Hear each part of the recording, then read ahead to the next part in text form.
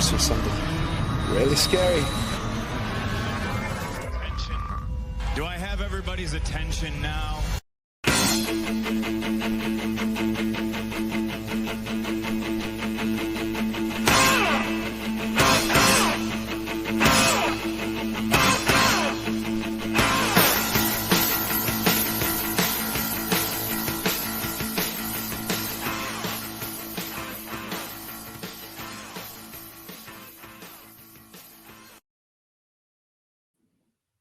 What is up, everybody? It is Mike Gilbert, your party host. It is 9:15 p.m. Hawaii Standard Time on Wednesday, February 12th. Thank you for being here. Thank you for being Patreon subscribers. If, in fact, you are listening to this on Patreon, I greatly appreciate you. It's very likely February 13th, where you're at on Thursday. I'm going to try to get this out tonight. And that way it is in your inbox when you first wake up in the morning. So that way when you're driving to work, when you're on your way to, we have people in the Department of Corrections, we got, construction workers, we got software engineers, we got all kinds of different types of people out there that like to listen to the show either while they work or on their way to work. So I greatly appreciate you. Thank you so much. Or if you're watching this on YouTube, you could have the full show in your inbox right away as you wake up in the morning and not have to wait till when I get around to clipping the show. So, and you can get the full show. You can get the audio form. And I actually, for this one specifically, because I knew this was going to be a big one, I decided to go ahead and do full video too. I was on my way to actually record this in my car. And for those of you that are Patreon subscribers, you've been getting like car content, like car drops, as Jonathan Messenger would say. And those have been really fun and they're easy to do. And I can just, take 20, 30 minutes or whatever, take a break. And I don't have to go to my office. I don't have to negotiate with the wife and the kids about time to be able to do this stuff. I don't have to stay up super late.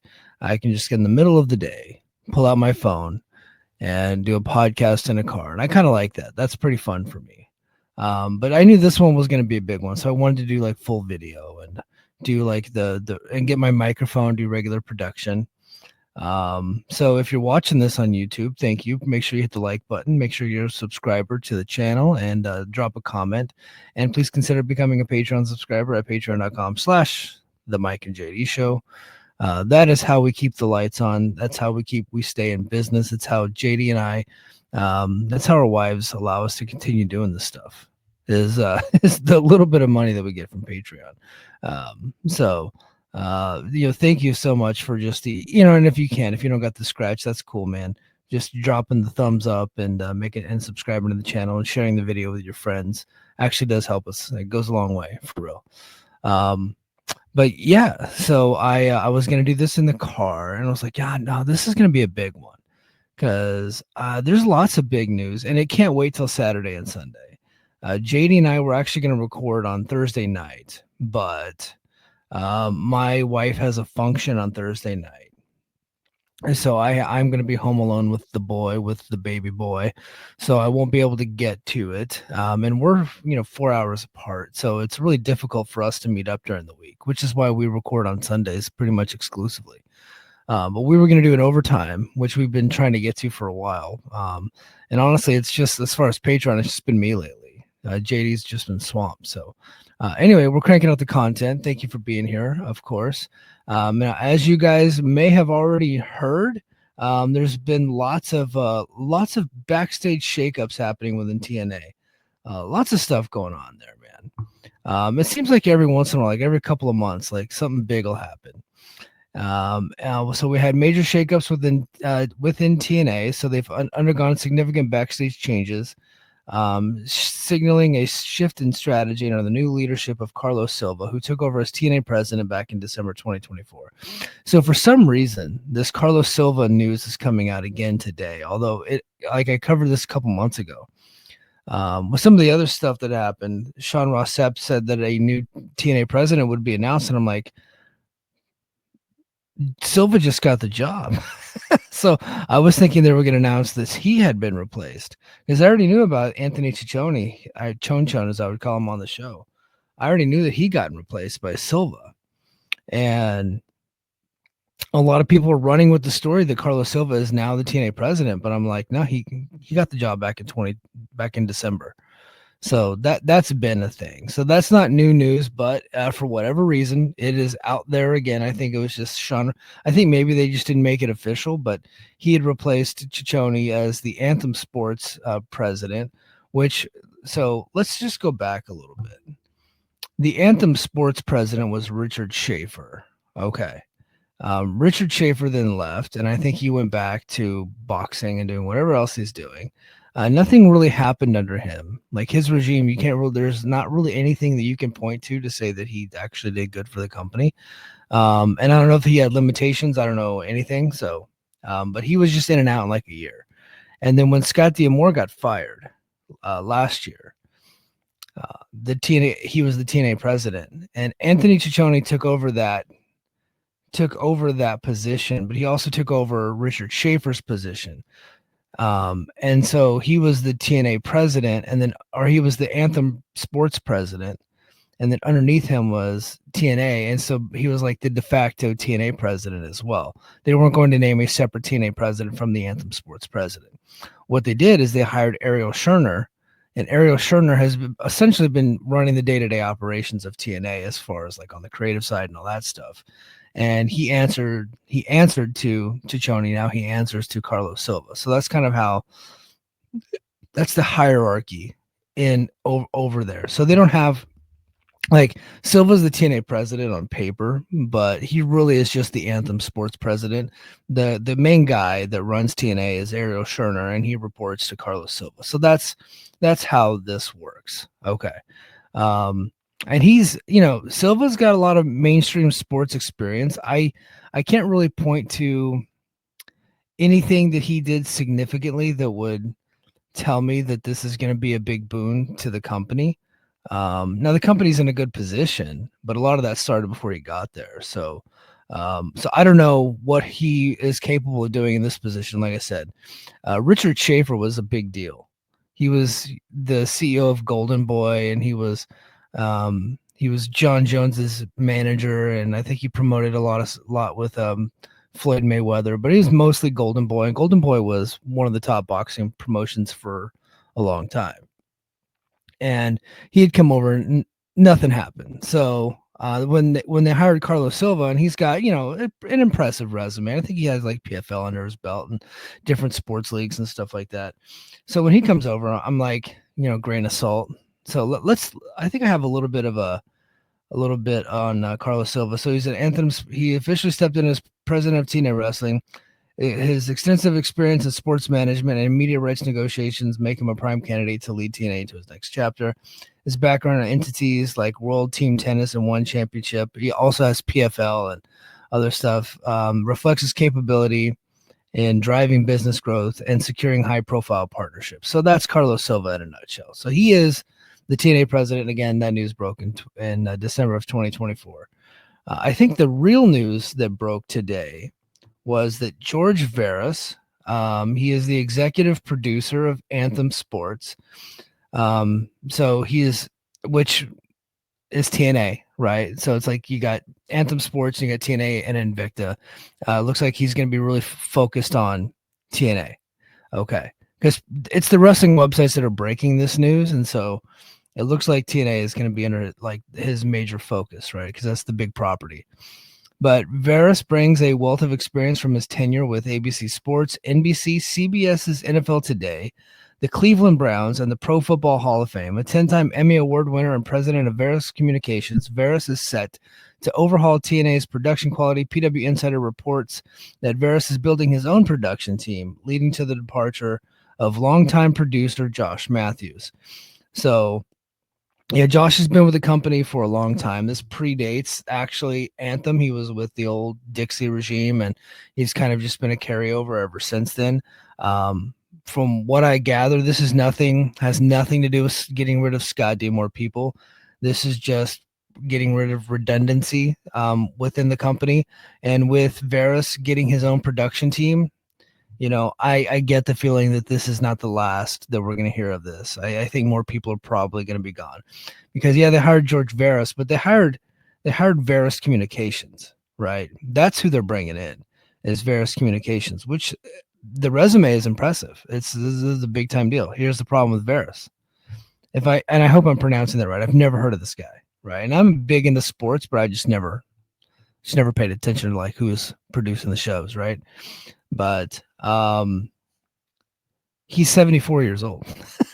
so so it's like that I mean, at least he's younger than our last three presidents, so that's good news. So like I don't know, I saw the age, and somebody else had DM'd me, and it's like, hey man, this sounds cool, but this brother's he's 74. So it's like, okay, that is a little bit concerning, but again, he is the head of Veris Communications, so he's going to have a team under him handling everything. So I get the feeling that there's probably going to be more changes on the production side. But when Anthem, when they switched over to TNA and they started overhauling things, like they got rid of like Demore and D'Angelo or D'Angeli and Dave Sahadi and all these other cats. A big part of it is because they wanted TNA to look like a professionally ran organization, a professional sports production, and a television production. BQ did a lot of reporting on this, like, hey, this was ultimately the goal. And TNA has been ran, like, since Anthem bought it, it's been on mostly a shoestring budget on the production side. And when people would leave, it was kind of a next man up mentality. And right now, what looks like what they're doing is they're actually bringing some outside mainstream talent to run this stuff, and they're not relying on the wrestling people. And in fact, I get the feeling they're sick of the wrestling carnies. So, but yeah, George Veris is coming in. Josh Matthews is out. And I'll get into Josh Matthews in a little bit. Andrea Pagnanelli, I hope I said that right, is now the senior vice president of marketing. She's going to be replacing Christy Hemme, and she's formerly the CEO of the National Cycling League. She steps in as the new SVP of marketing with over 15 years in sports industry across the NBA, NFL, MLS, and NWSL. I do not know what NWSL is. Oh, is that National Women's Soccer League? Okay, I think that's soccer. Gotcha. So Major League Soccer and then women's soccer. Her extensive portfolio includes roles such as Chief Business Officer of Gotham FC and COO of Thuzio. I've never heard of Thuzio. So her experience in branding strategies, revenue maximization, and global sports marketing positions her as a vital asset for TNA's growth. Her previous leadership at LAFC, Relevant Sports, and Leap Seeds demonstrates her innovative approach to fan engagement and commercial success. Well, that was a word salad. But yeah, impressive resume. I don't know if she's going to fit in with the wrestling people. I don't know if she's going to be good, but her resume tells us that this is an upgrade over Christy Hemme, and I don't know if Christy Hemme did a bad job or not. Like it seemed like she was doing pretty good. It seemed like marketing wise, they have been doing really good.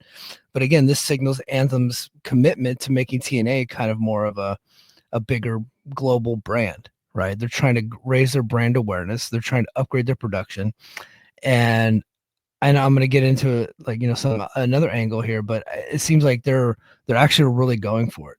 These are big time mainstream hires.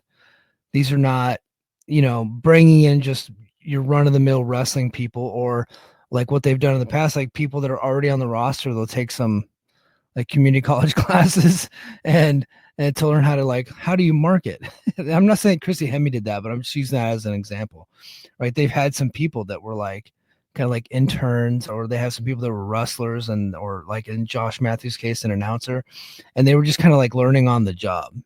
And these people have worldwide, big time, major league experience doing their jobs at a very high level. These are big time people. Okay. Not as big as what you would get in WWE, but like for this level, like these people are big time, and I'm surprised that they took this job. So, which tells me that Anthem's not playing. So they did bring in a wrestling person. So Mark Brown is a director of TNA Wrestling. He is known for his directorial work with Ring of Honor under Sinclair. So that show didn't look good. but also a super low budget. New Japan Pro Wrestling's US events, those shows look terrible too. As TNA joins TNA as part of Vera's new production team. So he's going to work under Vera. His familiarity with wrestling production and live event direction ensures a seamless transition and potential enhancements to TNA's television content. So, yeah, he's going to work under Vera on Vera's team.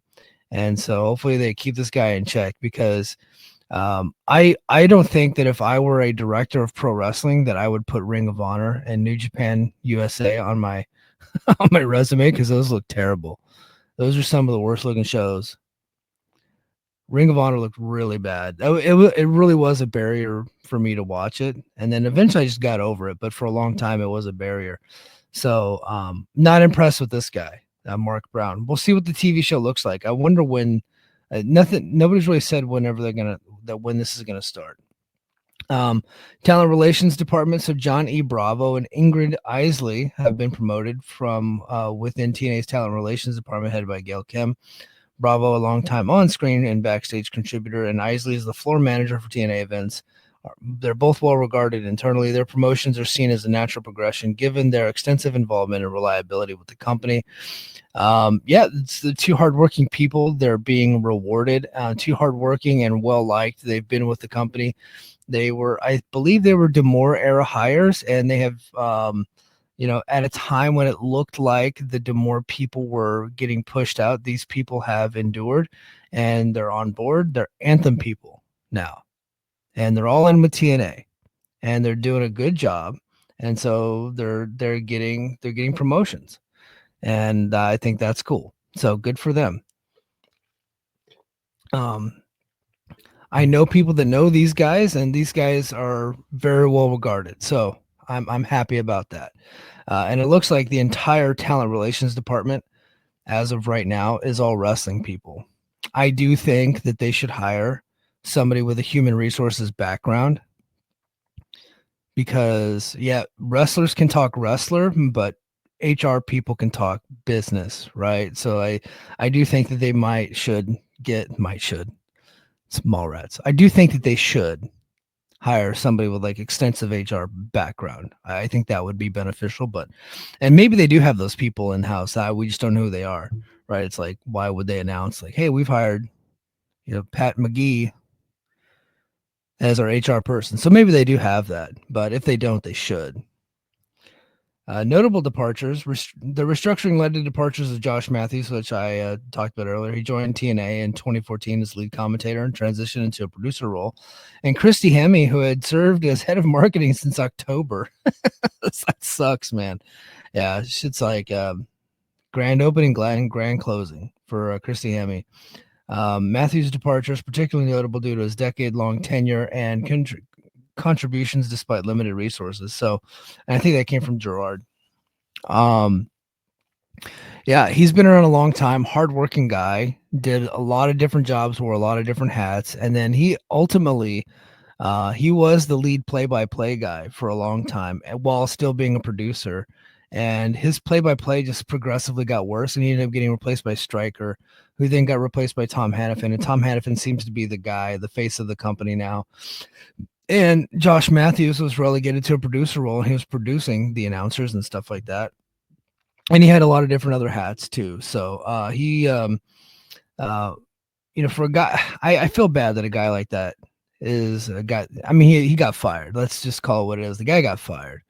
And very likely through no fault of his own. It was only because there's going to be redundancies within the company now that they're bringing on this new production company.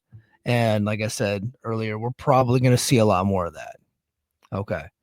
All right. Strategic implications. The strategic hiring. Oh, so, Christy Hemme. Sorry, I got to talk about Christy. Look, I don't know if she did a good job or not. I don't know if she did a bad job or not. It's not for me to say. All I know is Christy Hemme did not have a ton of experience with marketing at a high level. But from what I could tell since October, it seemed like marketing was doing pretty good. So for them to move on from her so quickly to hire this Paganelli, I'm never going to say that name right. I'm so sorry.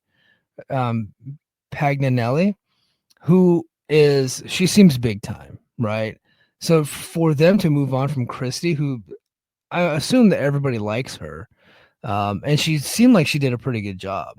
So for them to move on, makes it seem like they had somebody in their grasp that they knew was going to take this company to the next level, and they had to make the move.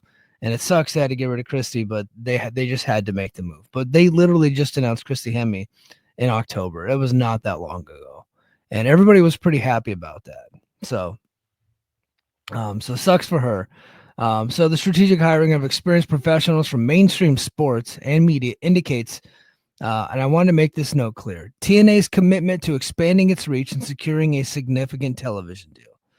Okay, I got to address a couple of things.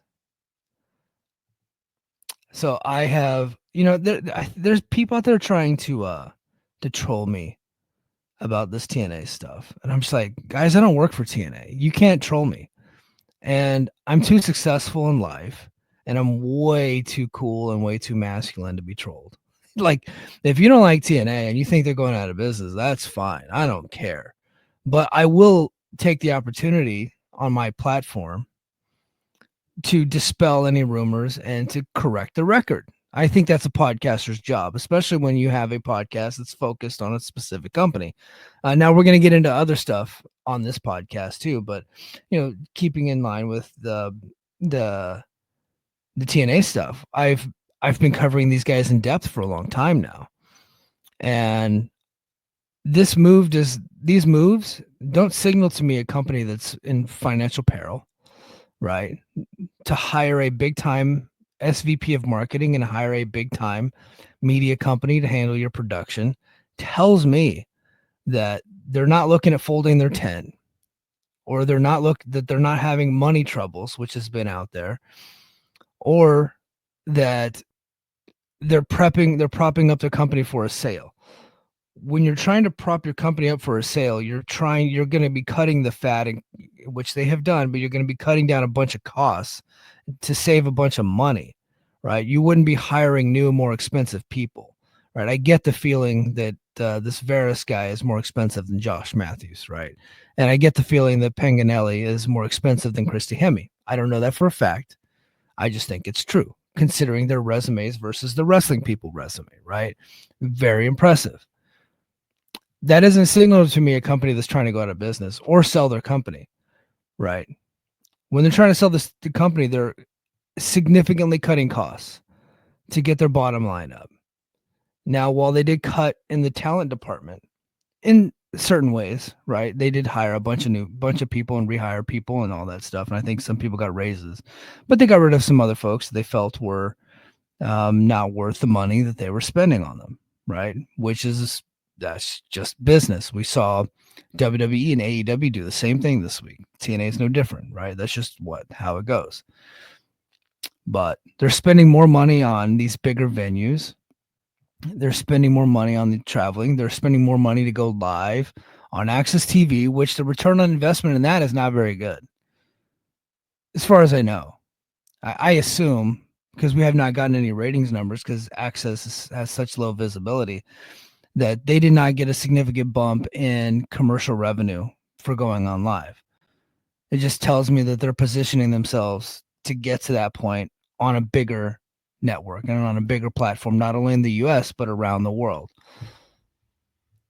These backstage shakeups, these production shakeups and marketing shakeups, it doesn't scream a company that's going to fold their tent and go under the WWE umbrella. Doesn't scream that to me. If you think that, that's okay. I just don't see what you're seeing. That doesn't make any sense to me. And maybe you can explain it, and they're like, okay, I see your point. But as of right now, nobody's been able to do that. So the expertise of Silva, Varys, and Panganelli in managing high-profile sports properties and executing large-scale marketing campaigns is expected to drive TNA's business growth. And these moves align with TNA's long-term vision of establishing itself as a top-tier wrestling promotion with strong television presence. Time will tell how these changes will impact TNA's trajectory, but the current landscape suggests a promising future for the company under its new leadership. So those were the notes that I put together. Okay. I don't. I think that TNA is going for a TV deal, and that's what this is all about. They've known for a long time that the production has suffered. It's stunk for a long time. It's looked real bad, and as of late, it's looked a lot better. But you could tell they have a lot of room to improve. There's still a lot that they could do better. And bringing in these people tells me that that's exactly what they're aiming to do. This is not a company that's under the control of WWE. I want to get that out of the way too, because some people say, and I get it, right? Anybody that's connected to WWE is going to have certain voices out there. A lot of them are just really big AEW fans, but then there's just a lot that like WWE has, committed some atrocities over the years, and so anything that WWE does and anybody that they work with are going to get that WWE stink on them from a small amount of people that really like to voice their opinions about all things WWE in a negative light. And I get that. I understand it. We got a lot of bad people been in that company for a long time. Okay. More on that later. But WWE doesn't have any control over TNA. They're business partners. If TNA was doing something that WWE didn't want them to do, they could probably talk it out. But WWE is not calling TNA saying, hey, you need to fire Josh Matthews. Hey, you need to fire Christy Hemme. Hey, you need to spend more money on your production. You need to spend more money on your marketing. WWE's not doing that. They might suggest it because that's a smart play. Like if you want to be big time, you should probably hire big time people. But I think that that's just kind of what they've been wanting to do for a long time. And now with the improvements in box office and pay-per-views and stuff like that, they actually have the money to be able to do some of this stuff. It was a chicken or the egg philosophy, right? For a long time, I've been saying like you need to hire a new production team, you need to hire big time marketing and you need to run these big venues, but they just didn't have the momentum. They didn't have the stars, right? Now they got a little bit of momentum and they got some stars with Hendry and the Hardys, and Santana seems to be coming on nicely too. And they felt like now was the time to strike. Now is the time to strike. And so they're making these big moves while they have momentum. And look, say what you want. This whole thing could just blow up and it could, everything could just die. Right. But I just haven't seen any evidence that any of this is bad so far. I haven't. It might end up that way. And then we'll have that conversation. But as of right now, we just got to like, let's just let this thing play out. Right. WWE had nothing to do with these decisions today. The only thing that I think that TNA did to not placate, but to accommodate WWE was make sure they have a ringside physician available for their events. And I think that's a good improvement. So if WWE is like, and I don't know this for a fact, okay, this is just kind of a rumor that's out there right now, that after Chris Bay got hurt, we didn't see WWE talent on the show for 2 more months after that until what the taping after Genesis, right? And that's when we started seeing a ringside physician nearby. I don't know for a fact that was a WWE call, but I think it's possible that it could have been. And if so, that's a positive thing. Now, if WWE called them and said, hey guys, if we're going to work together, you need to make your show look better. Or, hey guys, if we're going to sign off on you getting these TV deals, like say there are negotiations with the company and they're like, hey, yeah, we're working with WWE, and WWE is like, we're not signing this until you improve your production. I don't think that's like a bad influence at all. Now where it could start being a bad influence is like WWE gets their hand in TNA's booking and it's like, okay, look, I want Lexus King to be the TNA X Division champion, or I want Ridge Holland to be the TNA World Champion, and then he's never going to lose, right? Like that's when we're like, okay, this is negative. But if they're just being like, hey, look, it would be wise to have a ringside doctor, and in fact, until you get one, we're not going to send our talent to you, I think that's good. Like I don't see anything wrong with that. In fact, they should have had that already, right? So, but enough out of that, and enough with the conspiracy. Like, guys, leave the conspiracy stuff to me.